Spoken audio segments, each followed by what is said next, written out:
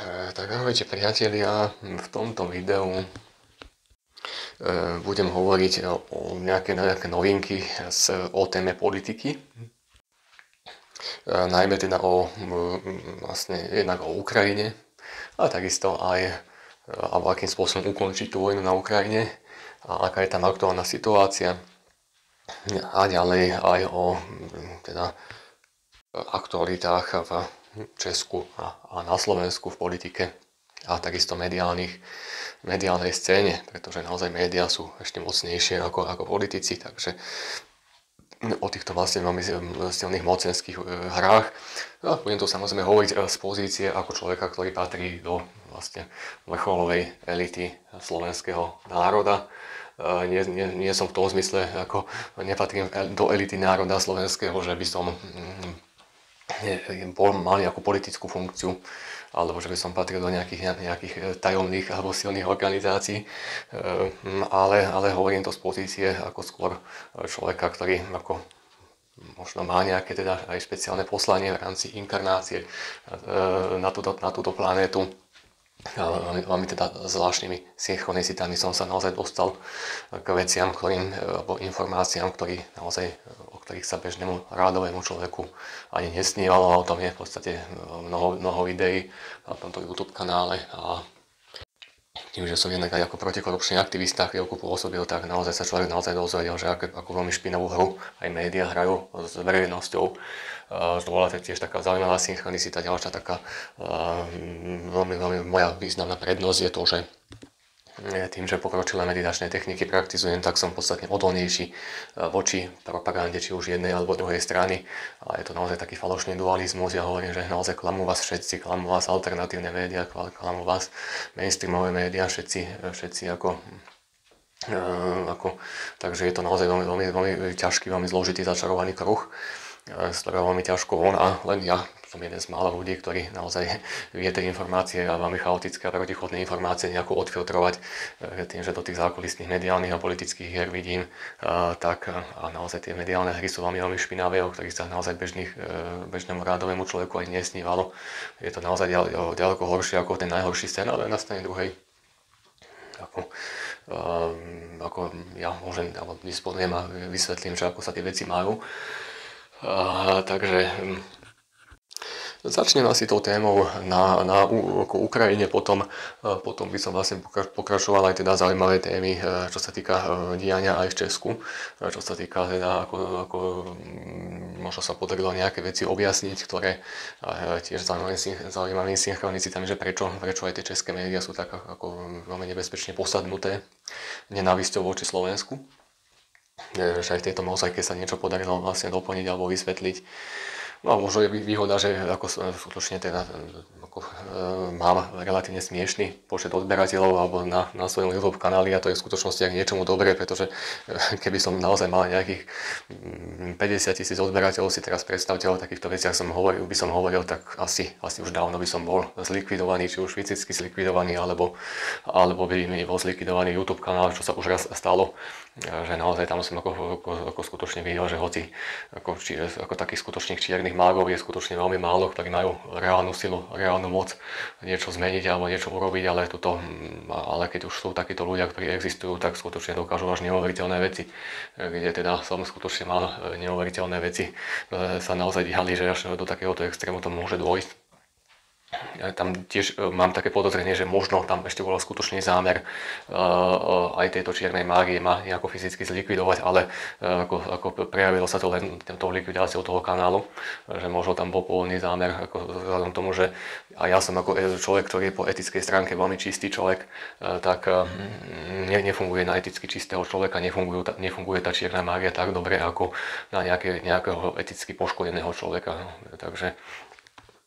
alebo nejakého naozaj otvorene zlého človeka, ktorý nemá nejaký súcit alebo nemá nejakú lásku, nemá nejaké základné etické a morálne pravidlá, tak na takýchto ľudí väčšinou tá čierna mágia ďaleko lepšie funguje. Takže vlastne ideme sa ako vlastne venovať na tej vojne na Ukrajine a akým spôsobom vlastne ukončiť tú vojnu, pretože samozrejme by to bolo dobre, pokiaľ by sa to podarilo nejakým spôsobom ukončiť, ale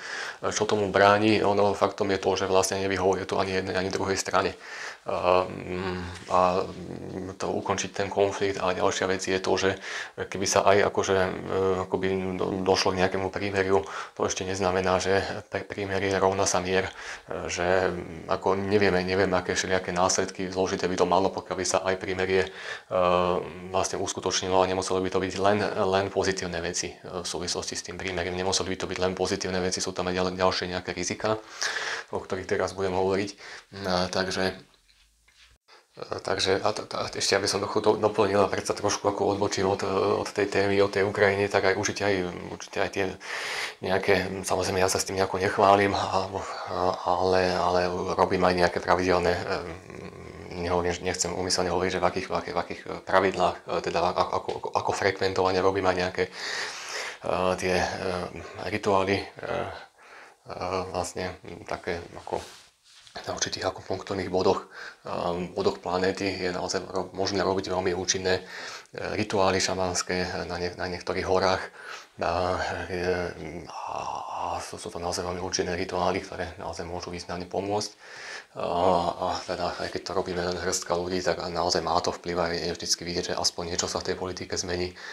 k lepšiemu, takže aj to je do určitej miery, a samozrejme funguje to určite opačne, zase určite existuje zase nejaký, aj na tej opačnej strane nejaký zase čierni mágovia, ktorí sa zase snažia zasievať do tej spoločnosti rozdelenie, naozaj tým, ako my sa snažíme naozaj spájať. Takže aj to sú naozaj veci, ktoré určite majú ďaleko nejaký väčší vplyv ako nejakí bežní rádoví politici, čo urobia. No, takže vlastne Ukrajina. Ukrajina, takže tam je ako, samozrejme, je to logické, že najsilnejšia droga, aká len existuje na tomto svete, je moc. A jednoducho, ako čo sa týka Putina, tak on by, ako možno, keby nejaký mier chcel uzatvoriť, tak by jednoznačne stratil to moc, mohol by sa mu celý ten jeho režim rozpadnúť. Sú tam potom tiež veľké problémy, že čo by po ukončení vojny došlo, mohli byť aj nejaké veľké ekonomické recesie dôjsť a tak ďalej, takže tam sú také ako veľmi zložité veci v súvislosti s ukončením vlastne vojny, ako jednoznačne ten Putin tú vojnu ukončiť nechce. Respektíve bolo by to aj pre jeho teda veľmi veľké ego toho Putina vlastne veľmi ponižujúce nejakým spôsobom ako uzatvoriť mier, keď nedosiahol nejaké svoje ciele. Určite by minimálne chcel mnoho väčší kus Ukrajiny si ukrojiť. No ďalej, samozrejme, veľmi dôležité je čo najviac oslabiť Rusko, slabé Rusko, dobré Rusko. Naozaj je to otvorene fašistický režim, takže svojím spôsobom tomu západu pochopiteľne to môže vyhovovať. Slabé Rusko je dobré Rusko, pretože naozaj ten ruský režim, ako možno by som to ešte iným spôsobom prirovnal k niečomu inému, a to je to, že slabý Hitler, dobrý Hitler, ako Putin Hitler, to je to isté. Takže ako svojím spôsobom, ako oslabenie toho Ruska je v záujme teda, ako vo verejnom záujme. Na strane druhej, ako určite faktom je aj to, a to je veľmi silný taký energetický efekt tej vojny, je to, že skutočne ako tým, že ľudia sa zabíjajú a trpia tí ľudia, tak tým pádom vlastne to živí nejaké negatívne démonické entity, ktoré získavajú o mnoho viac, veľmi veľa energie a získavajú predovšetkým energiu na to, aby ešte ďalšie konflikty vo svete mohli akoby eskalovať. A tu teda vidíme minimálne v Izrael proti Palestíne, teda veľmi škaredé zverstva pácha. A samozrejme sa aj s veľkou podporou českej vlády napríklad a tak ďalej, takže aj takisto aj Donalda Trumpa veľkou podporou, takže to sú také smutné veci. Takže ono vlastne, bohužiaľ to má efekt, že potom to môže rozhorieť ešte ďaleko väčšie konflikty a nie je to tak jednoduché zastaviť už takýto proces, ktorý sa už ako de facto vymkne z kontroly. Takže z tohoto dôvodu naozaj je dobré, keby sa tá vojna na tej Ukrajine podarila čo najskôr ako zastaviť. To je jednoznačne z tohoto uhla pohľadu je to jednoznačne dobré a to najlepšie riešenie. No, ale na strane druhej, ako je tam ako viacero tých ako premenných a je to také zložité a nie je to také nejaké čierno-biele. A ďalšia. A tiež samozrejme nesúhlasím ani s tým Robertom Ficom, ktorý vlastne povedal, že to je niečo strašné zlé, keď sa Západ pokúša oslabiť Rusko. Že to je ten najväčší zločin proti ľudskosti. Že ako, tak to sú samozrejme až také veci, ktoré už skutočne hraničia. To sú naozaj veľmi škaredé vyjadrenia. Ako to Roberta Fica, to bolo veľmi škaredé vyjadrenie, s ktorým sa absolútne nedá súhlasiť, že to je ten najväčší hriech toho Západu. Že akože to tak niečo povedať, že ako by to bol ten najväčší zločin oslaviť ako Vladimíra Putina, keby to bol ten najväčší zločin vôbec na svete, tak to systém, aký by bol najväčší zločin na svete oslaviť nacistické Nemecko. Tak to sú veľmi škaredé vyjadrenia a takýmto spôsobom by sa politik vyjadrovať nemal. Ale na strane druhej nie je to až také čierno-biele, ako to aj tie české médiá vyjadrujú, že až tak ani ten Robert Fico nie je až taký strašne proruský, ako to české médiá, respektíve celá slovenská vláda nie je taká až veľmi proruská, ako to aj české médiá vlastne sa snažia umyselne rozdeľovať a rozoštvávať ľudí proti sebe. Takže zase až také zlé to nie je. A naozaj celá politika Slovenska nie je len o Robertovi Ficovi. Sú tam aj ako ďaleko slušnejší, umiernenejší ľudia. Ale na strane druhej nemá ten Robert Fico len nejaké negatívne vlastnosti. Ako skutočne, nie je to len o tom. Je to naozaj politik, ktorý skutočne robí aj tú politiku pre regióny. Keby bola pri moci strana Progresívne Slovensko, tak by robili tú politiku len pre Bratislavu a na všetky ostatné regióny by ako naprosto zvysoka kašľali. Podobne ako to bolo pri tom zemetrasení na konci mocenského obdobia toho ex-premiéra Odora. Tak ako absolútne to nezaujímalo, že tam bolo také zemetrasenie, že nikto z vlády tam ani nebol sa pozrieť, že proste to je absolútne ako, toto by bola vlastne celá politika strany Progresívne Slovensku, že absolútne nezaujímalo regióny, naopak súčasná vláda má, myslím, že toľko ako ešte nikdy žiadna vláda predtým výjazdových rokovaní vlády, kedy sa naozaj tam vláda reálne zaujíma o nejaké regionálne problémy, čo si ako absolútne neviem predstaviť, že by nejaká strana Progresívne Slovensko, čo len raz mala nejaké výjazdové rokovanie vlády, že by sa tam nejako zaujímali o nejaké problémy nejakých regiónov, to akože bývali úplne s prepáčením v háji takíto politici. Takže ono nie je to len o nejakých negatívnych veciach, ako naozaj vie v niektorých veciach robiť politiku dobrú. Len jediná vec je, že vlastne tá strana Progresívne Slovensko sa nechce poučiť aj z tých dobrých vecí, ktoré ten Robert Fico robí. Nechce sa z toho poučiť a nechcú sa v týchto veciach napraviť a robiť ich lepšie. To už ako týchto ľudí neovplyvníme. Ale to som trošku odbočil od témy, takže vrácame sa späť k Ukrajine. Takže Ukrajina. Ale na strane druhej, aby sme boli objektívni, tak ani tej ukrajinskej strane to veľmi nevyhovuje ten mier, pretože pochopiteľne teraz tým, že je tam nejaká mimoriadna situácia alebo nejaká krízová situácia vyhlásená, ako politicky vyhlásená, tak to vlastne umožňuje tomu prezidentovi Zelenskému prenasledovať všetkých svojich politických oponentov. Akože toto je naozaj tiež vážny problém, ktorý sa dosť prehliada. Takisto napríklad veľmi efektívne a účinne zlikvidoval svojho politického rivala Porošenka, ten Vladimír Zelenský, tým, že vlastne urobil na neho nejaké vykonštruované obvinenie a teraz on nemôže kandidovať za prezidenta, ten Porošenko, lebo má nejaké obvinenie, že tam je nejaké pravidlo, že pokiaľ je prezident nejaký ako kandidát za prezidenta nejaký obvinený, tak už nemôže kandidovať. Takže ako je tam relatívne tuhá diktatúra, aj teda ako určite nie je zďaleka taká zlá ako v Rusku, toto by sme boli objektívni, ako zase ako ani tie názory tých všetkých ako proruských ľudí vôbec sú extrémne vzdialené od reality, ktoré hovoria o mnoho horšej diktatúre na Ukrajine, ako je to v Rusku. Takže ako to zase ako v žiadnom prípade nie. No a ďalšia vec je tam aj veľký problém s korupciou. Keby sa možno nejaký iný prezident dostal k moci, tak by možno aj prezident Zelenský sám bol, alebo jeho blízki ľudia boli možno obvinení aj z objektívnej korupcie. pretože korupcia tam je. Na strane druhej netreba veriť ani tej ruskej propagande všetko, alebo tým proruským ľuďom, ktorí vlastne hovoria, že Ukrajina je najviac skorumpovaná krajina na svete. To tiež nie je pravda, pretože určite Rusko je na tom ďalej neporovnateľne horšie. No, samozrejme, Ukrajina je na tom neporovnateľne horšie, čo sa týka korupcie ako Slovensko, ale zase Rusko je ešte na tom neporovnateľne horšie ako tá Ukrajina, takže aby sme naozaj boli objektívni. Ešte taká ako zaujímavá vec v súvislosti s tým Ukrajinou. Tak veľmi známy propagandista Eduard Chmelár, ktorý je podľa mňa platený z Ruska za svoj ako taký proruský influencer, tak ako veľmi tento ako kvázi propagandista, proruský analytik, ako už trošku, ako aspoň keď som, neviem, či je to ešte stále aktuálne, ja naozaj nesledujem jeho články, ale viem, že tesne potom, ako zlyhali tie rokovania teda medzi Ukrajinou,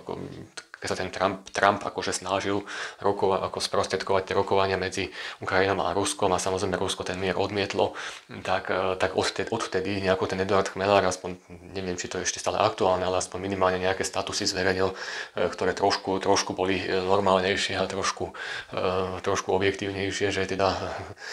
to teraz kritizoval len Ukrajinu a len Západ a ako Rusko bolo akože dobré, ktoré tam nejako nevidne do tej vojny sa dostalo podľa jeho, ako tvrdý propagandista proruský, a teraz ako trošku zmiernil tú retoriku a povedal, že už ani tí Rusi nie sú až takí nevinní, že už ani ten Putin nie je až taký nevinný, že už aj on vlastne de facto ako prvýkrát priznal ten Eduard Chmelár, že za tú vojnu na tej Ukrajine ako je možno aspoň o trošku viacej zodpovedný tento Rusko ako Ukrajina, ku podivu, ako prvýkrát ako priznal, neviem, či to ešte stále platí, alebo to len taký jeden individuálny status napísal, ja to ako imbecila Chmelára nesledujem, ale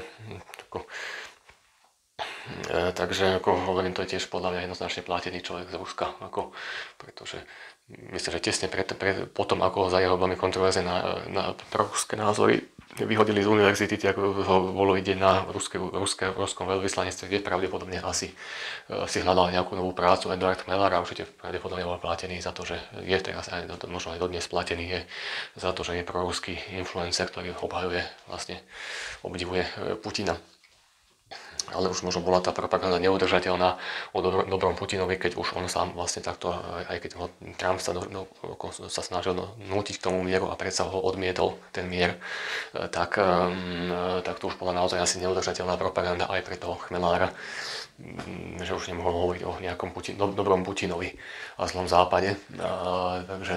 Tak dobre, ideme ďalej. No a ďalšia vec je aj to, že teda tým, že Západ veľké peniaze posiela do Ukrajiny, tak je čo rozkrádať, ako objektívne povedané, je čo rozkrádať. Ako počul som relatívne naozaj dobrú ako relatívne objektívnu verziu, že niektorým akoby ukrajinským politikom to môže aj veľmi významne vyhovovať, keď jednoducho majú čo rozkrádať, obrazne povedané. Takže ako aj to je určite pravda, že tá korupcia nie je nejaká zanedbateľná. Na strane druhej, keby sa vlastne uzatvorilo prímerie, tak tu hovorím o obrovských rizikách, ktoré by to prímerie mohlo spôsobiť. Tým, že by sa uzatvorilo prímerie, asi by sa musel zrušiť na Ukrajine ten nejaký výnimočný stav. Tým pádom by vlastne ukrajinská ako armáda prestala mať právomoc nejakým spôsobom aj nedobrovoľne povolávať tých vojakov, čo by mohlo spôsobiť veľké rizika aj v tom zmysle, že tam by ako naozaj Rusi mali v tomto prípade jednoznačne navrch, že by jednoducho mohla čeliť veľkému nedostatku vojakov ako takých samotná Ukrajina a tým pádom by Rusi mohli veľmi ako dobre a rýchlo vycítiť túto veľkú slabinu Ukrajincov, že by mali o mnoho menej vojakov a neboli by schopní nejakým spôsobom mobilizovať, lebo už by sa tá mobilizácia násilná, ako nedobrovoľná mobilizácia by sa musela zrušiť. No a tým pádom jednoducho by tá ukrajinská armáda mala zasadenú veľmi tvrdú ranu, ukrajinská armáda by bola veľmi tvrdo oslabená a následne by naozaj mohlo dôjsť k tomu, že keby vysítili tú slabinu, tak by tá ruská armáda mohla, samozrejme by porušili to prímerie, však ako to skutočne len ako s prepáčením už naozaj ľudia, ktorí musia mať dobré výkaly v hlave, by si museli myslieť, že ten Putin toto prímerie dodrží. To je ako Putin je to isté, čo Adolf Hitler, tak prečo by mal vlastne dodržovať nejaký ako mier alebo nejaké prímerie. Takže samozrejme, pokiaľ by on vysítil, že má Vysvetlil, že tá Ukrajina je oslabená nedostatkom vojakov, tak by ukrajinská armáda, tak samozrejme by to prímerie počasie porušil a následne by sa pokúsil o nejaký ďalší nejaké obsadenie tých území. Takže ono je to také prímerie dočasné, no, ako, také prímerie, ktoré by asi len veľmi krátko vydržalo, alebo teda určite nie je dlho. Takže toto je vlastne ďalšie riziko. No, samozrejme ešte môžu mať nejakú povinnú vojenskú službu, akože môžu vytvoriť nejaký zákon, tá ukrajinská strana by mohla vytvoriť zákon o nejakej povinnej vojenskej službe, lenže tá neviem, či bola až taká efektívna, či by sa ako tá povinná vojenská služba, keby bola zavedená, ona sa to väčšinou na mladých ľudí zavádza, či by museli možno povinne uzatvoriť tú povinnú vojenskú službu ešte aj na nejakých dospelých ľudí, či by boli dostatočne šikovní a schopní urobiť takýto zákon aj tí ukrajinskí politici. A či by sa to darilo reálne vymáhať tento zákon je potom otázne, keby sa vlastne skončil ten nejaký výnimočný stav, pretože niektorí ľudia by mohli aj vizuálne odmietať ako ísť na nejakú dobrovoľnú vojenskú službu a tak ďalej, alebo či sú aj vôbec schopní a dostatočne osvietení tí ukrajinskí politici, že vôbec takéto riešenie, ktoré myslím, že je veľmi dobré, či by ich vôbec napadlo, že vlastne zaviesť nejakú povinnú vojenskú službu aj nielen u mladých ľudí, ale aj u dospelých. Alebo aj podstatne starších ľudí, nejakých 50-ročných, prípadne 60-ročných. To úplne povedané neviem, akože či sú až takí osvietení tí ľudia, pretože potom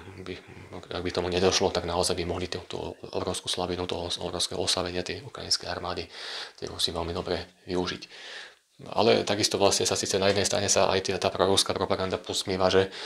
na Ukrajine je nejaká teda ako nedobrovoľná mobilizácia, kedy naozaj tí vojenskí komisári nejakým aj násilným spôsobom sa snažia nejakým spôsobom priviesť na nejaký vojenský výcvik toho vojaka ako povolávací rozkaz.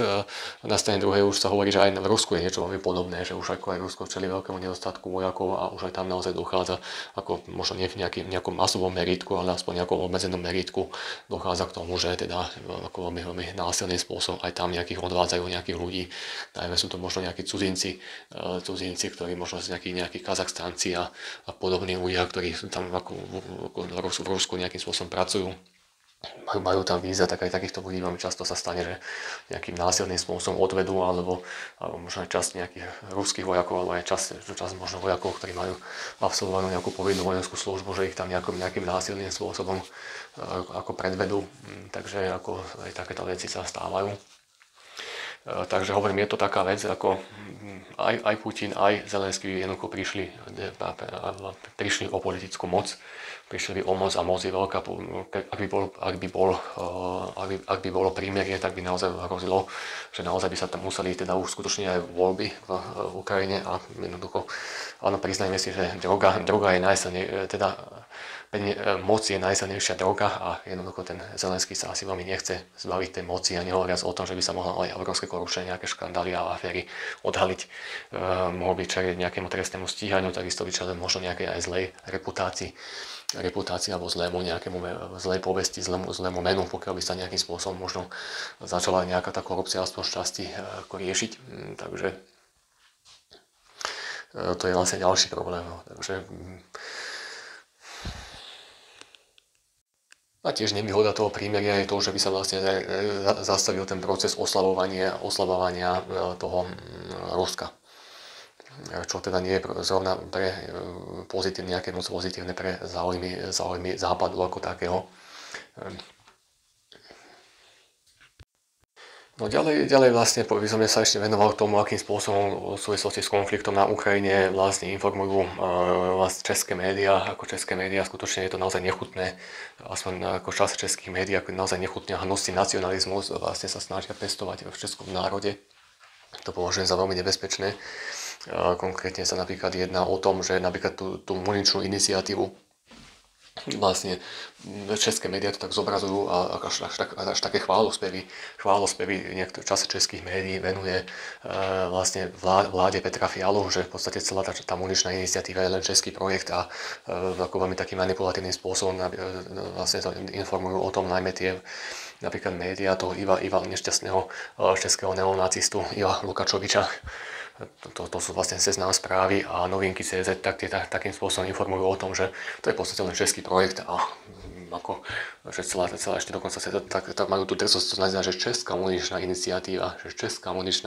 hoci samotní Česi sa tam ako s prepáčením absolútne smiešnej miere o tom zapájajú a už doslova až také, v takom kontexte celé Česko vykresľujú, ako by ešte celé Česko ako by zachraňovalo Ukrajinu, že už sa tak ako by porovnávajú s takými veľkými krajinami, ako je napríklad Nemecko, Francúzsko, že ako by celé Česko bolo absolútne kľúčové v pomoci Ukrajine,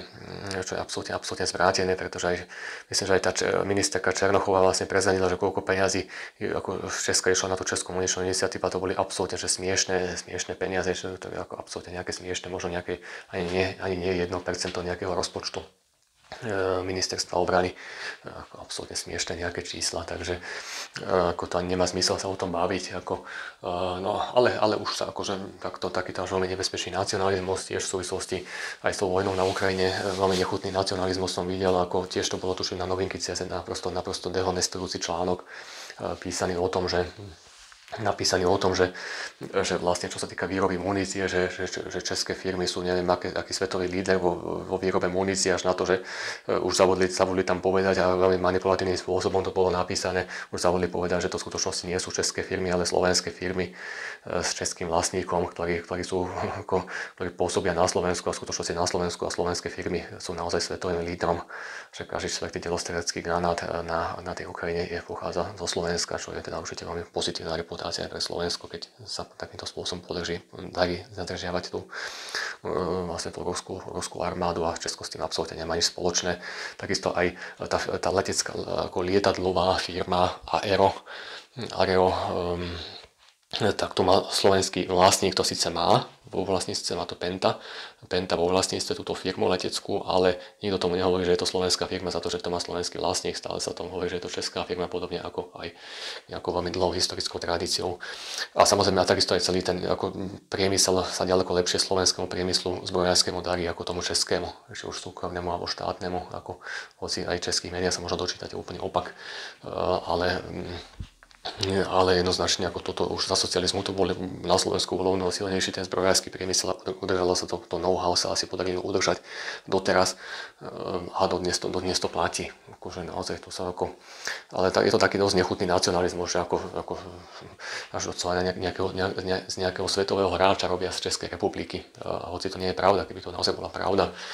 že v súvislosti s tou Českou muničnou iniciatívou predovšetkým sa finančne na tom podielajú teda finančne podielajú na tom západné štáty, na tej muničnej iniciatíve a technicky je to realizované možno jediná firma v Európe, možno 2-3 firmy sú len takéto, možno ani toľko nie, ktoré sa vlastne zaoberajú muníciou, ako použitou muníciou a to sa zaoberala len firma MSM Grove, je to 100% slovenská firma a konkrétne teda na tej pobočke VOP Nováky, to je ešte v Novákoch sa vlastne len takéto veci ako použitá munícia, alebo teda už stará munícia nejakým spôsobom rieši. Takže všetko je to čisto, že ako naozaj ďaleko viacej slovenský ako nejaký český projekt, ako tam tí Česi sú skutočne len ako veľmi zanedbateľne sa podielajú na tom. Ale ako je to taký veľmi nebezpečný nacionalizmus, je to naozaj veľmi nebezpečný nacionalizmus, ktoré tie české médiá šíria u českého národa. A naopak na Slovensku je presne opačný extrém. No tak ako v Česku majú extrémne silne provládne médiá, ktoré naprosto akože nejaké 90% kritiky alebo 99% kritiky na Petra Fialu vlastne cenzurujú alebo úplne cenzurujú. A ešte dokonca vychvaľujú, keď má nejaký úspech, nejaký strašne malinký mikrodrobný úspech nejakej absolútnej blbosti, tak už priam chválospevy sú na nejakého Petra Fialu a naopak na Slovensku máme až extrémne bláznivo až protivládne médiá. Až to vedie k totálnemu šialenstvu alebo zbytočnému rozdeleniu spoločnosti, že naozaj ako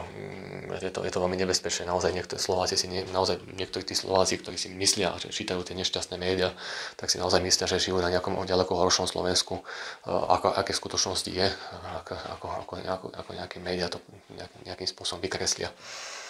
a pritom to ďaleka nie je také zlé. Takisto sa môžu aj rôzne štatistiky manipulovať. Dokonca ešte teraz nedávno som vlastne si všimol, že na jednej strane sa tu nejakým spôsobom vyčíta, že nejaký reálna mzda na Slovensku, že veľmi nepríjemne až kredo klesla na strane jednej, na strane druhej. To už počujem aj nejakých iných ekonomov, ktorí hovoria, že pozor, tie štatistiky sú trochu zmanipulované, že tá metóda tých štatistík je trochu zmanipulovaná, že nie je to úplne správne. Nehovoriac o tom, že neviem, či tie štatistiky oficiálne neodozdávajú ľudia z úradu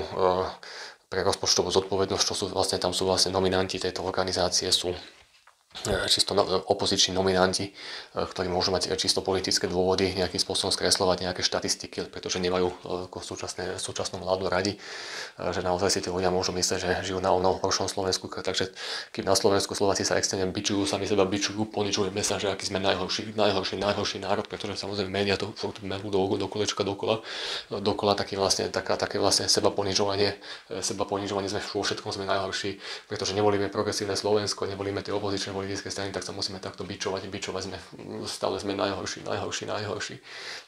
Tak to je vlastne jeden extrém a druhý extrém je veľmi nebezpečný nacionalizmus, zase extrémne provládne médiá.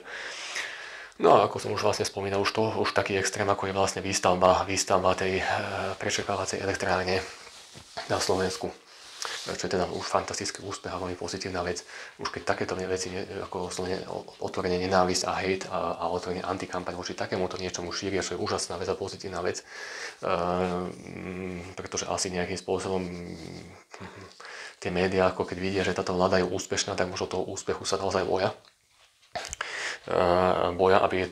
tak z toho dôvodu možno robia nejakú strašne až veľmi agresívnu antikampaň voči výstave tej prečerpávacej elektrárne, až takú otvorene hejt, akoby nenávisť, ako by sa to ešte zobrazuje, ako by tá vláda niečo zlé robila, ako by nejaký pomalý zločin robila, že chce robiť prečerpávaciu elektrárne. Ja som sa ešte otvorene veľmi zaujímavé synchronicity mám v živote, že sa mi veľmi zaujímavým spôsobom podarilo kontaktovať na naprosto špičkového ako českého odborníka, čo sa týka ktorý na tej špičkovej analytickej energetickej firmy s veľmi dobrou reputáciou ako pracuje, je zamestnaný, ten robí ako riadne vzdelaný človek v tejto oblasti. Som sa pýtal, že čo si myslíš ty o tej prečerpávacej elektrárni, čo hovoríš, že absolútne perfektný nápad, ako nič lepšie ako prečerpávaciu elektrárne tam i na Slovensku nemôžete urobiť, ako perfektný nápad. A na Slovensku pozrite sa na slovenské médiá a čo vidíte? Jednoducho, ako vláda robí najväčší zločin pomaly v histórii, že chce vystavať prečerpávaciu elektráreň. Takže ako tomu už naozaj nechápem už ani tú ľudskú hlúposť, že ešte vôbec aj tie médiá, teda tí ľudia, že vôbec tým médiám veria pre Boha živého. Ľudia, spamätajte sa, už neverte tým médiám, že tie na nás serú z vysoka. Jednoducho je to problém a tá ľudská hlúposť naozaj nepozná hranice, ako už by som nevedel takému médiu ani pol slova aj o akýchkoľvek iných politických témach, keď už čo v jednej téme takto škaredo klamú tie médiá, takto škaredo manipulujú naozaj tá ľudská nevedomosť, ľudská hlúposť je skutočne nekonečná, to ako ľudia sú schopní uveriť naozaj absolútne, že všetkému. Je mi to veľmi ľúto, že to takto je, no ale ako čo sa dá robiť, ako tá hlúpa ľudia sú veľmi hlúpa a ľahko manipulovateľná masa, ľudia veľmi osprostievajú sociálnymi sieťami, počítačovými hrami, umelá inteligencia, to sú všetko faktory, ktoré extrémne osprostujú tých ľudí a to proste vidíme, že to ako naozaj je to veľmi zlým smerom smeruje, že ľudia fakt nemajú absolútne žiadnu štipku nejakého analytického myslenia, aby prišli na to a došlo im a dosvedko im, že aj tie médiá ich jednoducho naozaj klamú a naozaj zavádzajú. Samozrejme existuje, že tá aj súčasná vláda má obrovské problémy, ja hovorím, že nemá problémy, ale ako môžeme byť ešte radi, že toto je ďaleko menšie zlo v porovnaní s tým, čo by súčasná opozícia, keby sa dostala k moci, tam sú ďaleko ešte vážnejšie problémy a už by som sa naozaj opakoval, môžete si pozrieť nejaké moje predchádzajúce videá alebo predchádzajúce ako články, ktoré som napísal, kde to veľmi podrobne rozoberám, aké ako má napríklad strana Progresívne Slovensko ako veľmi vážne problémy. Ako taká malinká drobná ukážka, akých problémov má tá strana, jednak je tam obrovská korupcia, neporovnateľne vyššia ako nejaká u tej strany Smer. A jednak je tam naozaj, keď už aj nejaké umiernené feministky, ale stále feministky dobrovoľne odišli z tej strany Progresívne Slovensko, pretože vlastne pocitovali veľmi silnú šikanu z tej frakcie veľmi radikálnej, ktorá mocensky ovláda túto politickú stranu od tých radikálnych feministiek, akože cítili až tak veľkú šikanu, že minimálne dve umiernené feministky z tej strany Progresívne Slovensko odišli. Takže asi toľko k tomu. A to je len taká malá drobná ukážka. Takže a tiež obrovskej cenzúre, dochádza k mediálnej cenzúre všetkých možných korupčných afér u tej strany Progresívne Slovenské, že sa nedostali ani k moci a už majú toľko korupčných afér, najmä sa to týka možno keď bol ešte Matovič pri moci, tak hlavne vtedy nejakí už súčasní poslanci vlastne proste boli súčasťou veľmi vážnych korupčných schém, ktoré za Matovičovej vlády vlastne fungovali. Naozaj je to proste ako aj takisto to aj tí bývalí členovia tej strany Progresívne Slovensko vlastne popisujú túto politickú stranu ako nejakú sektu nejakých sfanatizovaných ľudí, že to je veľmi nebezpečné, že pokiaľ sa tí ľudia nejakým spôsobom uzatvárajú, pokiaľ tam naozaj nie je v tej politickej strane dovolená nejaký iný názor, to je veľmi nebezpečná vec. Pokiaľ to vedenie tej politickej strany vôbec nie je nejakým spôsobom otvorené voči akejkoľvek kritike, tak to je veľmi nebezpečné. Ďalšia taká rovina vecí, ktorá sa deje, je to, že je problematika mimovládnych organizácií, o ktorej som už aj predtým hovoril ako aj v predchádzajúcom videu, ale teraz to môžeme ešte trošku viacej rozviesť.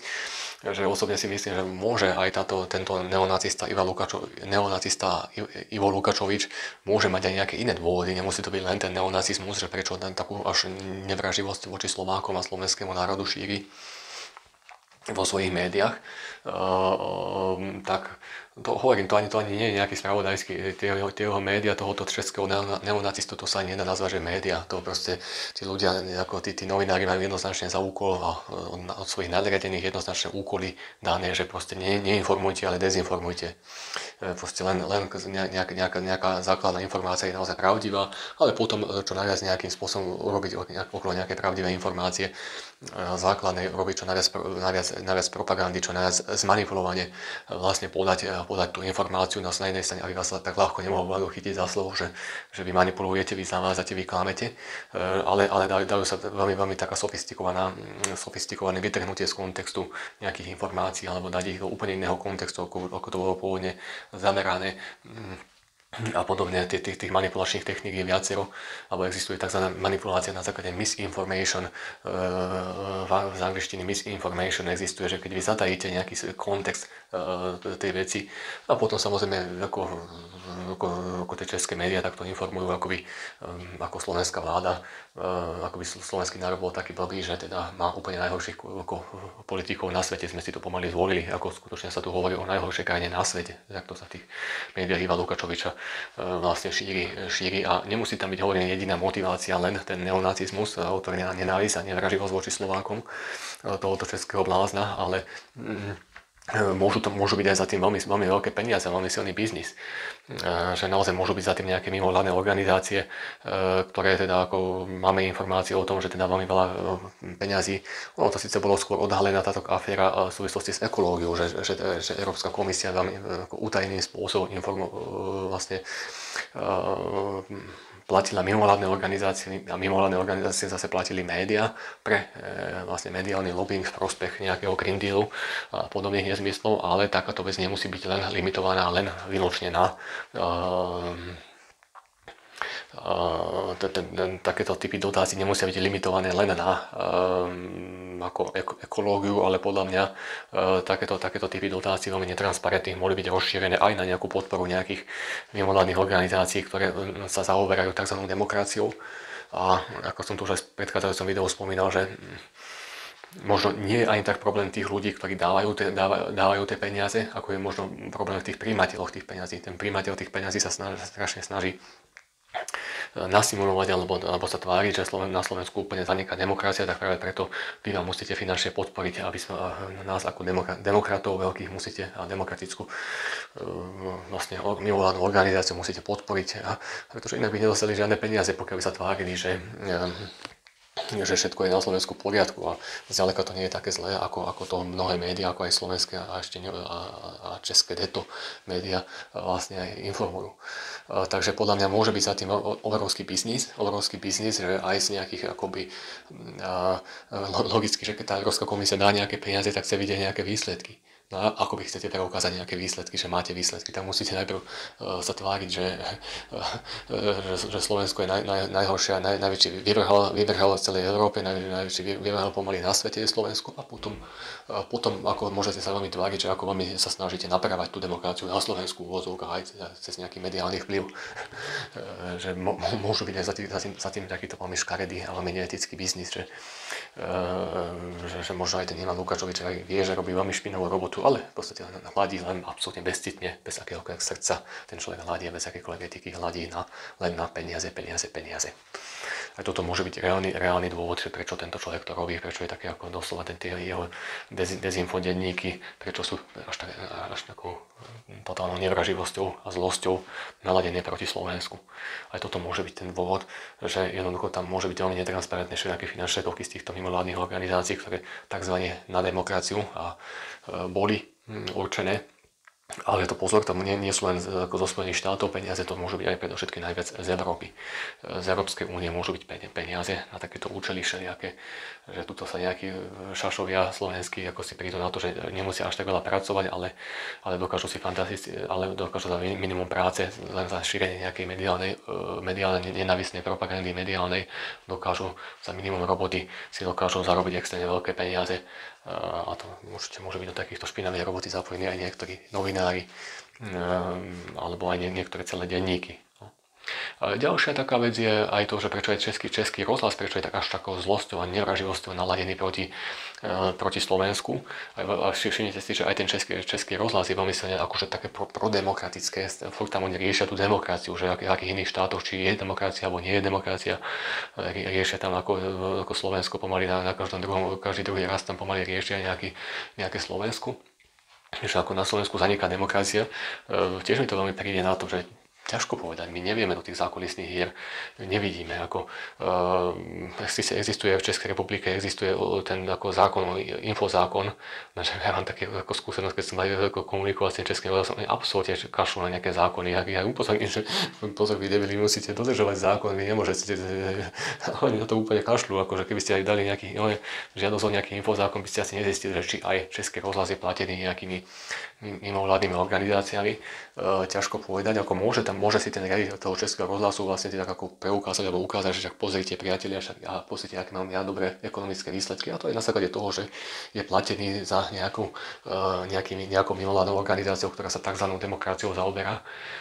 aj možno za takúto cenu, že na Slovensku je teda úplne ako pomaly najhoršia krajina na svete vykreslená v tom Českom rozhlase, kde teda ako naozaj to veľmi nechutná, nenávistná a manipulatívna propaganda, ktorá o tejto veci hovorí, hoci tá situácia zďaleka nie je taká zlá. Určite v Česku tá situácia je ďaleko horšia, tam ako ten stav tej demokracie je ďaleko horší v Českej republike už ako naozaj kauza Bitcoin, to je naozaj už prísilná káva bola aj na nejaký štát, ako je nejaké Burundi, aj nejaké Zimbabwe, na takýto štát zaostalý africký, by to už bola prísilná káva, ako tá kauza Bitcoin, a nie je to ešte na nejakú vyspelú demokratickú krajinu, o ktorej sa ráta aj Česko. Takže to už myslím si, že už naozaj klesnúť pod nejakými africkými krajinami, tak Česko naozaj kleslo, to sa tejto fialovej vláde podarilo, tak to už myslím si, že naozaj nemá kto čo Slovensku vyčítať, ale dobre budíš. Takže môže tam byť aj takéto veci, že on si môže ten český riaditeľ Českého rozhlasu povedať, však pozrite, aké máme pekné výsledky ekonomické, však ja ako aj na základe toho, že som na podporu demokracie aj náš Český rozhlas vlastne prijal nejaké peniaze od tejto mimovládky, že aj na základe toho máme, pozrite sa, aké krásne ekonomické výsledky. Alebo potom druhá možnosť je platiť nejako individuálne tých redaktorov, ktorí sa tejto úvozovkách demokracii venujú, tak platiť nejako individuálne. A naozaj si všimnite, že pomaly každý druhý nejaký požad je v Českom rozhlase je venovaný nejakej demokracii, problematike riešenia demokracie. Je to strašne tam smrdí nejakým buď jedna z možností, že majú nejaké dve platy, že individuálne tí redaktori majú vlastne dve platy, jednak je oficiálny plat Českého rozhlasu a vlastne druhý plat a druhé zamestnanie majú, že robia takúto propagandu, že za to dostanú nejaké peniaze na takzvanú demokraciu. Alebo potom a takisto možno aj samotný ten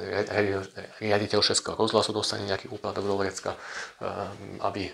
takéto relácie tam boli od nejakej mimovládnej organizácie, ktorá zase samozrejme nejakej Európskej únie dostane nejaké dotácie. Aby som nebol naozaj len všeobecný, tak naozaj existujú nejaké konkrétne veci. Myslím, že teraz aj veľmi teda aj tá politická strana Smer na oficiálnej ako YouTube kanály na tej oficiálnej stránke, teda YouTube kanály, oficiálnom YouTube kanáli z tej strane Smer. Teraz som si to pozeral, tiež veľmi zaujímavé video, pozriem ešte ako sa nazýva meno tej organizácie. No, je to vlastne organizácia, ktorá sa volá Pontis, ktorá myslím sa tam uvádza, že až mala až nejakých 7 miliónov eur, tuším, že nejaké dotácie, čo sú už naozaj veľmi pekné peniaze. Tam už sa naozaj nebavíme o ako malých drobnostiach. No áno, vlastne je to ospravedlňujem sa, nie je to 7 miliónov, je to 3 milióny eur, ale aj to sú obrovské peniaze, akože aj to sú obrovské peniaze, akože aj tá nadácia Pontis a hovorím, a takisto, že je to v Česku a na Slovensku pôsobí táto organizácia, je veľmi vysoká pravdepodobnosť, že aj táto nadácia Pontis financuje aj toho Iva Lukačoviča. Je to dosť možné, keď na Česku a na Slovensku pôsobia vlastne na týchto dvoch štátoch. Môže to byť také vzájomne prepojené a možno aj taká nejaká, možno keď už naozaj potrebujú preto Európskou komisiou ukázať, že pozrite, my máme nejaké výsledky, čo sme reálne dokázali, tak musia ukázať aj tieto veľmi štvavé a nenávistné články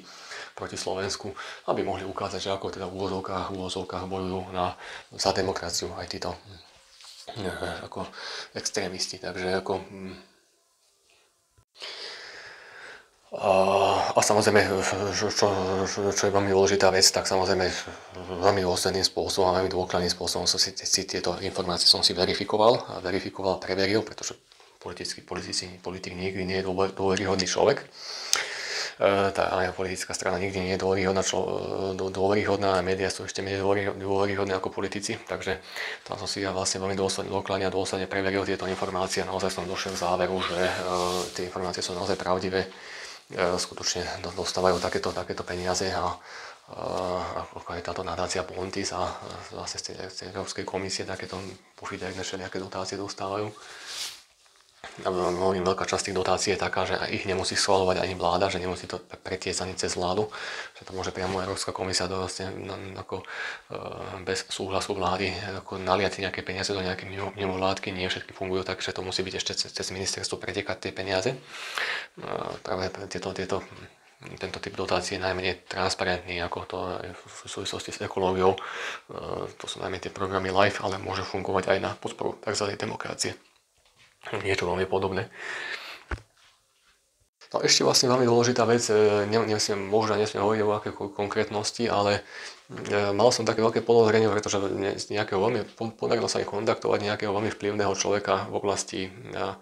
českých médií. Sa mi podarilo veľmi vplyvného človeka kontaktovať v tejto oblasti a ten človek ale absolútne úplne z cesty niečo hovoril, ako absolútne ten človek vyzerá taký na nejakej ťažkej ako schizofrénii fičal a trošku mi to prišlo to, že či ten človek nie je nejakou čiernou mágiou ovládaný, ako keby ten človek ako úplne nemal nejakú slobodnú vôľu, ako úplne ako by stratil nejaké kognitívne schopnosti, aký by bol niečím úplne ovládaný, že ako ja som mu to ako potom odpísal ako na e-mail, čo mi on reagoval,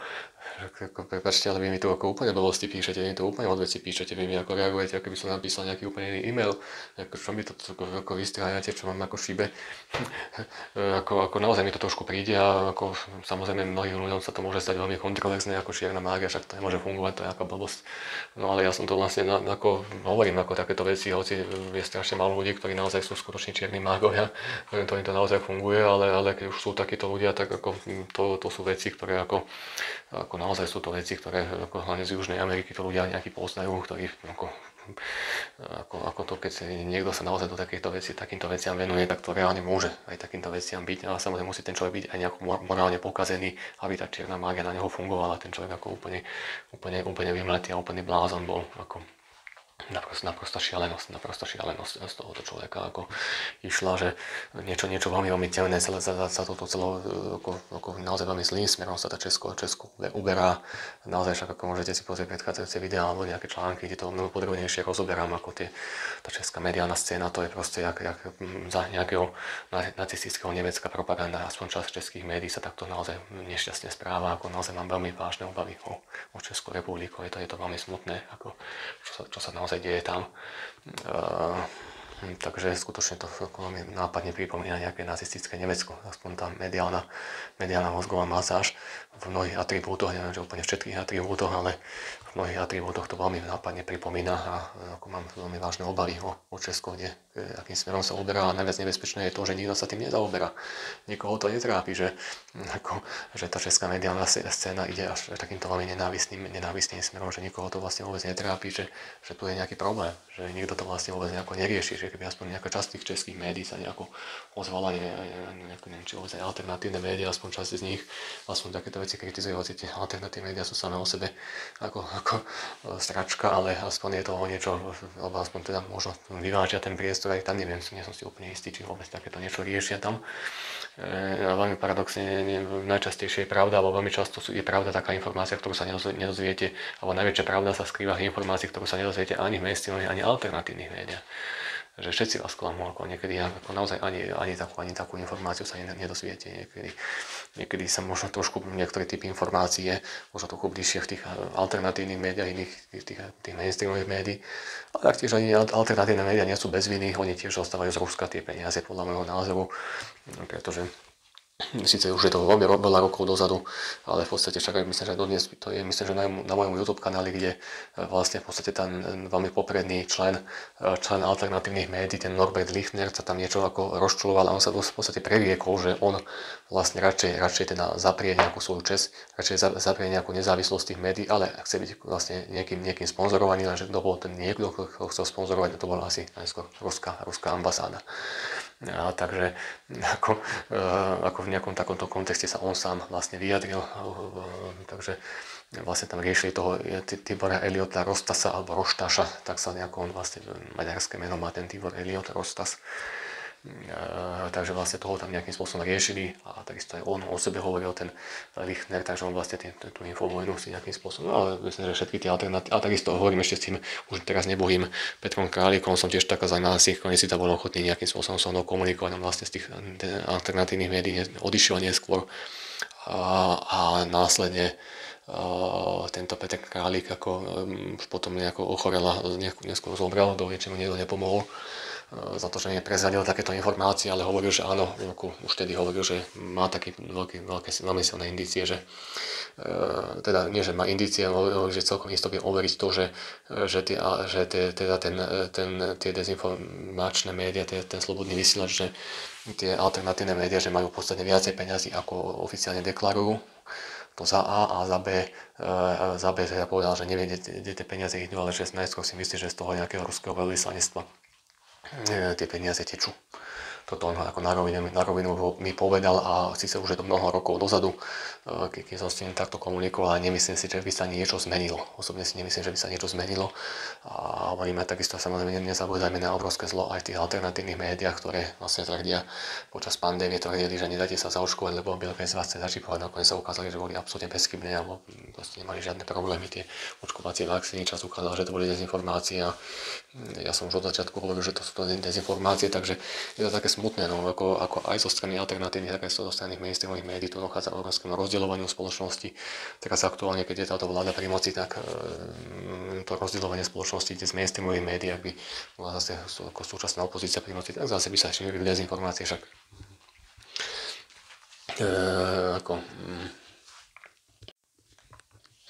zase by sa opačné dezinformácie šírili, že jednoducho keby bola strana z progresívne Slovensku pri moci, tak by vlastne hovorili, že všetky deti, akože progresívci nerobia nič iné, len behajú po školách a chcú zmeniť pohlavie všetkým deťom, našim malým a podobné vlastne nezmysly by na strašeniu takýmito vecami dochádzalo. A podobná propaganda by asi v takomto podobnom kontexte sa diala, že to rozdelenie spoločnosti tým, že vlastne či už tie médiá sú financované financované z Ruska alebo aj častokrát aj z Európskej únie, tak to nerobí to dobrú vec, pokiaľ vlastne sa takto umelo rozdeľuje spoločnosť a naozaj to má obrovský vplyv na teda potom už aj tak, ako aj samotné rodiny sú samozrejme rozdelené a rozoštvané proti sebe, aj ako samotné rodiny rozdeľuje tie politické názory. Je to veľmi zlé, keď sa takto ako obidve strany vlastne klamú, ako neverte ani jednej, ani druhej strane. A takisto je veľmi zaujímavé a záhadná je aj tá vlastne mimovládna organizácia Pontis, ktorá naozaj pekných 3 milióny eur dostala z Európskej komisie. Na web stránke Európskej komisie nenájdete ani nič, o čom vlastne informujú, teda na čo tie peniaze išli. Ako Európska komisia odkazuje len na web stránku samotnej tej záhadnej a tajomnej organizácie ako Pontis, lenže samotná organizácia Pontis vlastne nezverejňujú, že na čo tie peniaze išli. Ja hovorím, veľká časť tých peniazí určite skončí v médiách, ale tie médiá nefungujú transparentne a neprezradia to, že na základe čoho boli financované. Ešte jedna veľká pozitívna výnimka je aspoň tá analýza zastavená korupciu, aspoň sa teda priznávajú, že časť médií jednoducho platia. Tak to je aspoň dobré, že sú aspoň tak v tomto zmysle transparentní. Napríklad platia aj tu vlastne ten portál 360, ani nenazývam ten portál 360 ako, že to sú vôbec nejakí novinári, to sú šašovia, infantilní šašovia, ktorí naozaj ako fakt mi prídu ako také infantilné deti, ktoré sa naozaj tvária, že sú nejakí novinári, pripadajú mi tí ľudia ako by boli nejaké 5-ročné decká, ktoré sa ako tvária, že idú robiť nejakých novinárov a podobné nezmysly ako. Čiže aj teda vznikol nejaký nový portál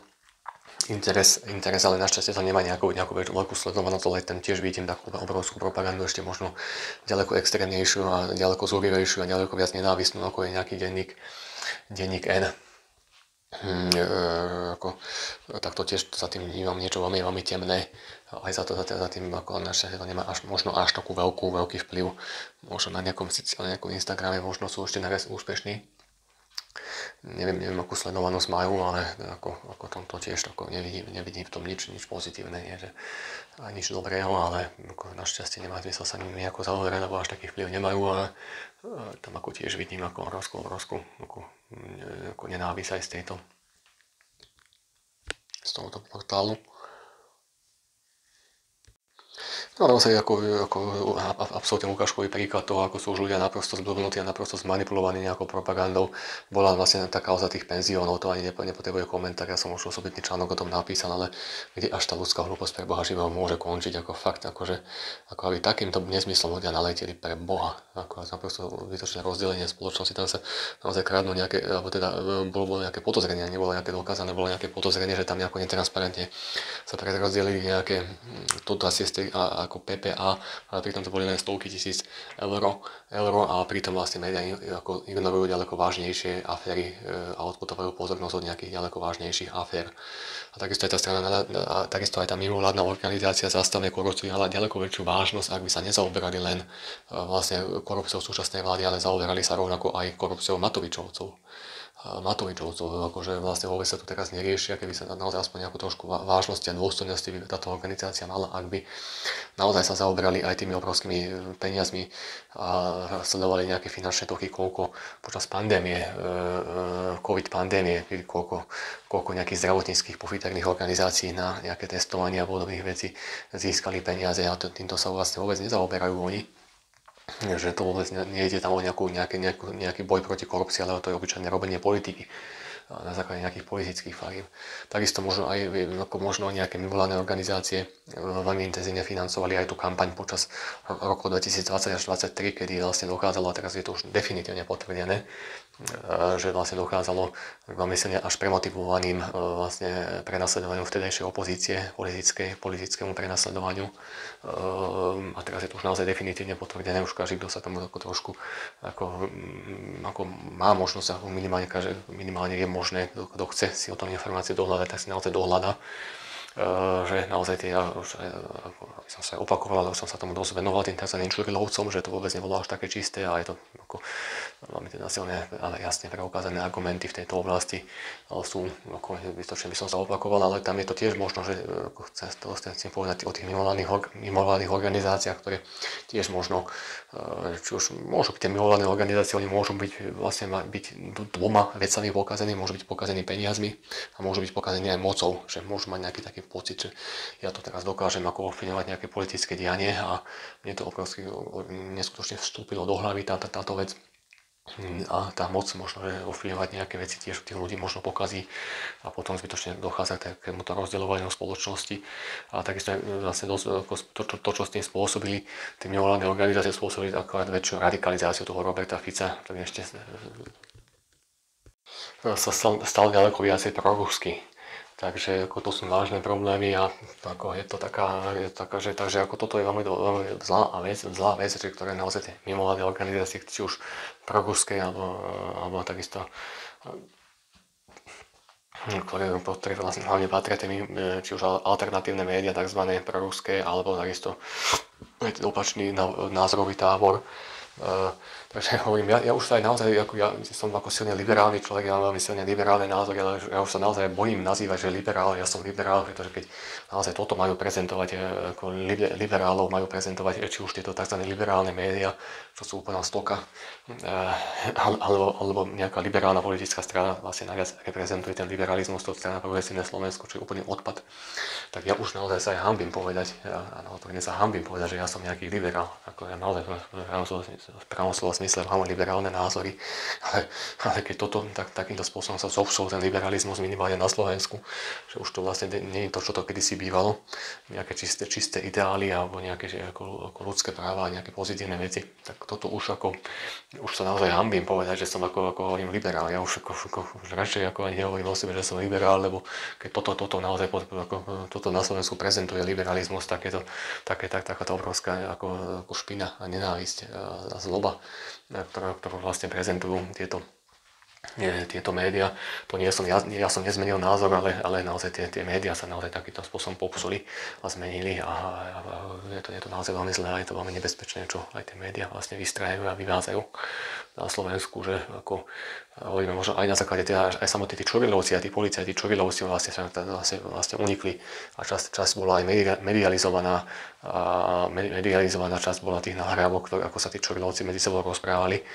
No a tam tiež vlastne oni sa rozprávali o takých veciach, že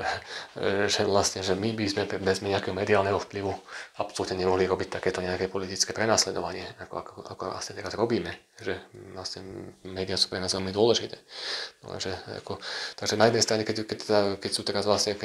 táto súčasná koalícia je pri moci, tak sa tak v úvozovkách tie demokratické organizácie, ktoré falošné demokratické organizácie sa tvária tak, že robia svoju prácu, že teda kritizujú súčasnú vládu, samozrejme za také veci, ktoré neurobila. A takýmto spôsobom sa zbytočne rozdeľuje spoločnosť, a keby zase bola súčasná opozícia pri moci, tak tedy zase ako možno takto si mohli svojim sponzorom tie médiá ukázať, že majú nejakú výkaz nejakej činnosti. Zase takým spôsobom, že mediálne podporovali, že robili tzv. Online vyšetrovanie, čo je správneho hľadiska síce neprípustné, je to nelegálne, ale robilo sa to v praxi, čo je vlastne nelegálne, vlastne robiť ako online vyšetrovanie. To vyšetrovanie musí byť v nejakom tajnom režime alebo utajenom režime, aby ten policajt mohol robiť čo najviac slobodne tú činnosť, ale tu sa to nerobilo takým spôsobom. To znamená, že nebolo to vyšetrovanie nejaké slobodné, keď to bolo všetko pod tlakom médií a keď teda aj nejaké vyšetrovacie spisy vlastne unikali do médií, čo bolo tiež veľmi samozrejme nelegálne, ale čo tam potom, že je to len nelegálne, ako moc si to nedostal, ako hlavu nerobil. Ťažko, lenže aj toto takýmto spôsobom sa tá spoločnosť rozdeľuje zbytočne, že vlastne aj zbytočne len na základe nejakého politickej identity niekoho prenasledovať alebo nejakého politického oponenta v rámci boji o moc. Nejako sa snažiť likvidovať tiež nie je etické a tiež nie je správne bez ohľadu na to, či to je nejaká strana Smer, alebo to nie je strana Smer, jednoducho musíme mať meter na každého rovnaký a musíme byť naozaj spravodliví a nemôžeme podľahnúť nejakému rozdeleniu propagandy tých médií, sa deliť na takých a onakých a zbytočne sa rozdielovať, musíme naozaj na každého rovnaký meter a zbytočne sa takýmto spôsobom aj rozdielovala spoločnosť aj na základe tých Čurilovcov. Už teraz naozaj je preukázateľné a dokázateľné, že jednoducho bolo to čisto politicky motivované. Nehovoriac o tom, že samozrejme, aby som bol aj ja tým Čurilovcom objektívny, tak určite boli tam aj nejakí ľudia, ktorí boli reálne vinní a spravodlivo odsúdení. Ale boli tam aj také prípady, alebo asi aj väčšina takých prípadov bola, kedy to bola len čisto politická motivácia a čisto politika. A mimochodom aj tiež sa vlastne aj čudujem, že prečo vlastne nejaký nenájde sa aj nejaký insider aj v samotných tých médiách na slovenských, že vlastne možno by to bolo veľmi dobré a veľmi poučné by to bolo, pokiaľ by nejaký vlastne novinár našiel sa nejaká čierna ovca v tom pozitívnom slova zmysle čierna ovca aj tých médiách v nejakom denníku, že keby nejaký zamestnanec naozaj a samotný redaktor napríklad vlastne povedal, nahral, samozrejme potajomky si nahral na nejaký mobilný telefón nejakého šéfredaktora, či už nejakého denníka alebo nejakých aktualít šéfredaktora a nahral, že vôbec tam nejde o nejaké objektívne spravodajstvo, ale o obyčajnú manipuláciu a obyčajné obľúbovanie ľudí, že naozaj tí ľudia nemyslia nejaké objektívne spravodajstvo vôbec vážne a samozrejme ľudská hlúposť nepozná hraníc. Už naozaj veľmi silné indície sú už aj to, že tam nie je jasne nejaká objektivita, vyváženosť už pri tej prečervávacej elektrárne je to už až moc bohaté, až moc nápadné, že tam naozaj nie ide o nejakú čistú žurnalistiku, ale bohužiaľ ako ľudia ľudská hlúposť nepozná hraníc a to už naozaj aj nejaký človek, ktorý skutočne nedisponuje takými ako zákulisnými politickými informáciami a mocenskými informáciami o nejakých mocenských politických hrách, by už aj takýto človek, ktorý nedisponuje špeciálnymi informáciami, ktoré vôbec nie sú verejne známe, by už aj takémuto človeku malo vlastne docvaknúť, že preboha, ako už tie médiá to trochu preháňajú a je to veľmi špinavá hra. A nemal by som im veriť, že naozaj tá ľudská hlúposť nepozná hranicu, ja som naozaj zblbnutými to presítenosťou informáciami z tých sociálnych sietí, zblbnutí počítačovými hrami, zblbnutí sú ľudia AI, už naozaj ľudia už sú úplne osprostení, ako nikdy sa dajú ľuďmi ľahko nemanipulovalo, ako sa manipuluje dnes. V konečnom dôsledku je samotný ten individuálny každý ten človek, ktorý konzumuje tú informáciu, tak v konečnom dôsledku ten človek rozhoduje, či aj ten manipulátor ich dokáže úspešne zmanipulovať. Prečo sa ľudia takto nechajú ľahko manipulovať, je to také dosť ako smutné. Že ako takto sa zbytočne rozdeľujeme ako v tej spoločnosti ako jediná, aby som nebol len taký pesimista, tak viem si predstaviť, že naozaj veľmi silný spirituálny systém a nejaké meditačné techniky, pokiaľ sa naozaj vrátime k tým naozaj správnym ako meditačným technikám, nie nejakej špinavej ezoterike, ale naozaj serióznym a čistým meditačným technikám pôvodným, ktoré skutočne pomáhajú ľuďom, tak to sú takáto vec nám môže reálne pomôcť. Ako vyriešiť, aby ľudia ako trošku vedeli používať aj ten rozum a vedeli používať aj túto racionalitu. Takže vlastne je veľmi dôležité aj posilniť nejakú reguláciu médií, alebo teda, a takisto aj naozaj by tie aj médiá mali nejakým spôsobom transparentne a veľmi jasne každý ten cent vydokladovať, že skade ho jednoducho majú. A pokiaľ by sa naozaj prišlo na to, že nejaké šedé peniaze tie médiá nejakým spôsobom získajú, tak okamžite by mali byť za to veľmi tvrdo sankcionované. Nemôže to fungovať takýmto spôsobom, len na strane druhej hovorím, je tam taký problém aj s tými možno aj politici sa naozaj tých médií boja a asi ťažko by aj takýto zákon boli ochotní schváliť, pretože naozaj tie médiá by ich za to aj zožrali. A ďalšia teda vec je posilniť tá reguláciu tých samotných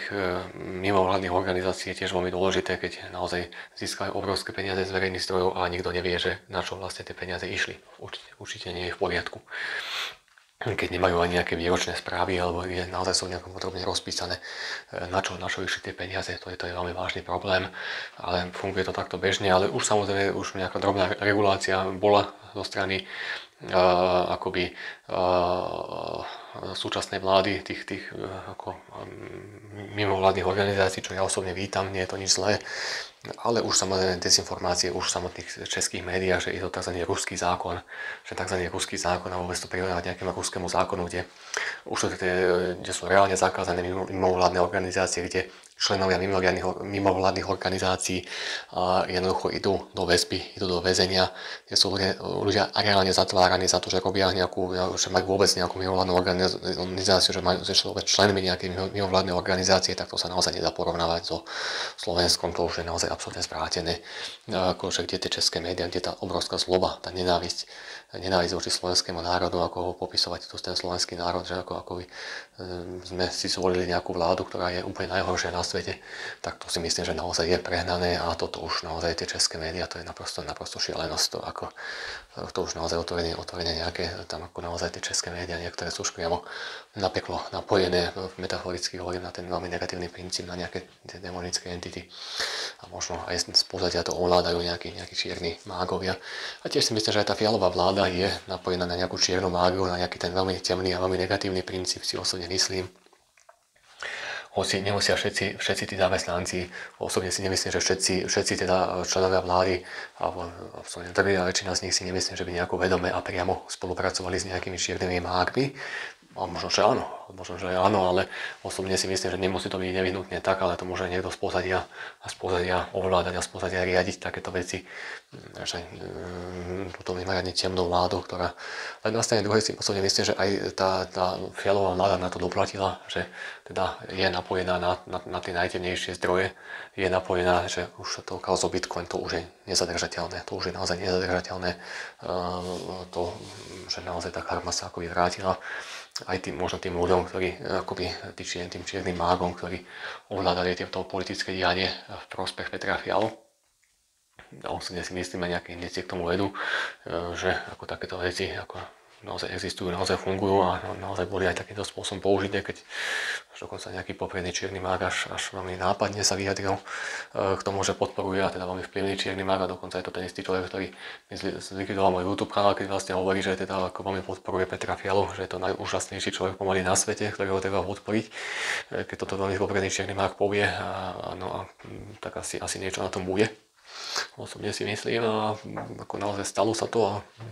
vidíme, že možno aj tá podpora toho temného sa niekedy možno proti človeku obráti, keď nakoniec takto ponižujúco tá česká vláda skončila, že kauza Bitcoin to už fakt nepotrebuje komentár, to už je, ako hovorím, to už je prísna káva aj na tak zaostalú krajinu, ako nejaká najzaostalejšia krajina v Afrike, už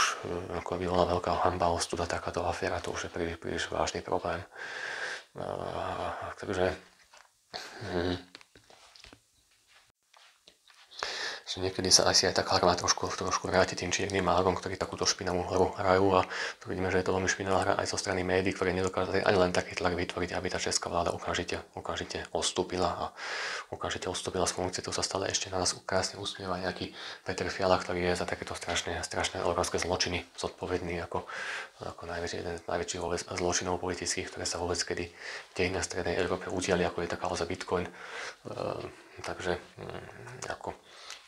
takíto ľudia, ktorí sú tam mali, pán Stanjura, ešte samotný minister Stanjura stále je absolútne veselo vo funkcii, ale to je obrovské zlyhanie médií a toto je obrovský aj test,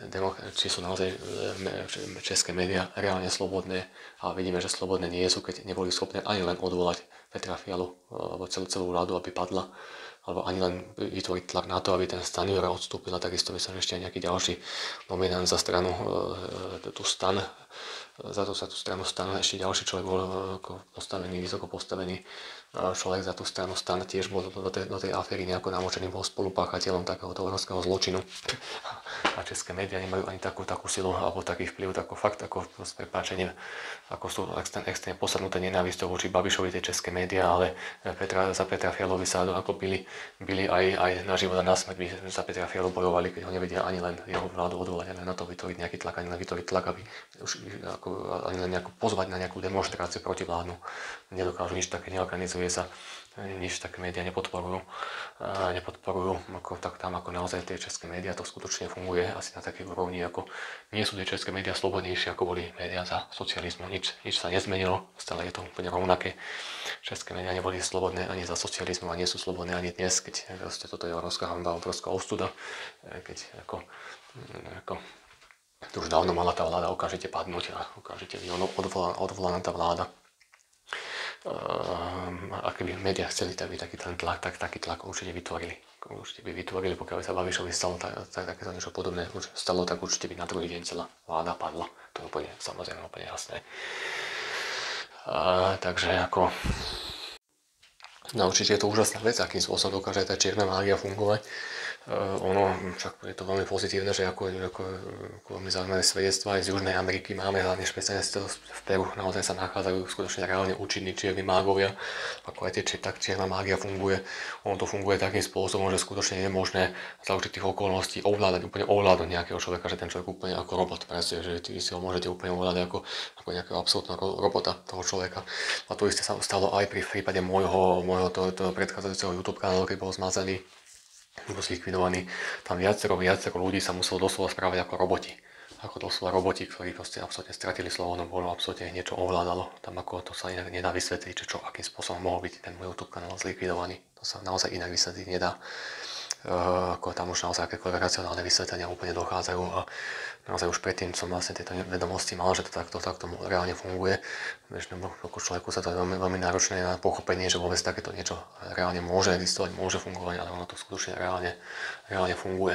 Že takéto veci skutočne fungujú a ako viem si predstaviť, že ako môžu byť aj tie české médiá, niečo v nich, ako určite neviem si to inak vysvetliť, ako to vôbec je možné, aby takéto niečo fungovalo. Nehovorí o tom, že jeden naozaj extrémne popredný predstaviteľ, našťastie ako umyselne zatajuje meno, až veľmi často som ho nespomínal, myslím, že dokonca neraz som meno nespomínal, ale extrémne vplyvný človek a extrémne nenávisť šíri. A tento človek, tak ako hovorím to, ako ten človek ako úplne od cesty mi volá, čo písal, ako úplne, aký by ten človek hovoril niečo fakt demonického ovládalo, že ako by ten človek ako úplne vymletý. Že to už ako, buď ten človek musí nejakou ťažkou schizofréniou ako trpieť, alebo naozaj pod nejakými vplyvom nejakých veľmi tvrdých drog. Keď mi to písal, tak ako nepovedal by som, že je už pod vplyvom drog, pretože nenapísal žiadnu nejakú gramatickú chybu alebo štilistickú chybu, ako štilisticky a gramaticky pekne napísaný e-mail, len jediný problém, že to, čo tam naozaj písal, ten obsah bol absolútne ako mimo, aký by reagoval na niekoho úplne iného, absolútne nezmysly. Takže ako by ho fakt niečo ovládalo toho človeka, takže ako osobne si myslím, že ako môže byť aj toto, ako si nejaké čierni mágovia môžu privyrobiť pekné peniaze na nejaké mocenské a politické boje. Akože toto, čo sa naozaj stalo v Česku takáto aféra, tá kauza Bitcoin, to už by odstupovala aj nejakom Zimbabwe, by už za takéto niečo odstúpila vláda. A tuto v Česku sa tvária, že je všetko v poriadku, ako české médiá, že akože však sa nič nestalo, zase je úplne v poriadku, že ten Petr Fiala a jeho všetci ministri a jeho celá vláda, že pokračujú akože ďalej, to ako niečo naprosto šialené, naprosto neuveriteľné, čo sa deje v tom Česku. Ale no, naozaj možno s podporou nejakých veľmi mocných čiernych mágov je možné aj takéto niečo dosiahnuť. Že naozaj ešte nejako umelo sa ten Petr Fiala nejako tej pri moci ako reálne udrží. No vlastne, aby som aj presne upresnil, prečo vlastne nemôžem povedať presné meno toho človeka, ktorého teda jednoznačne niečo ovládalo, je to, že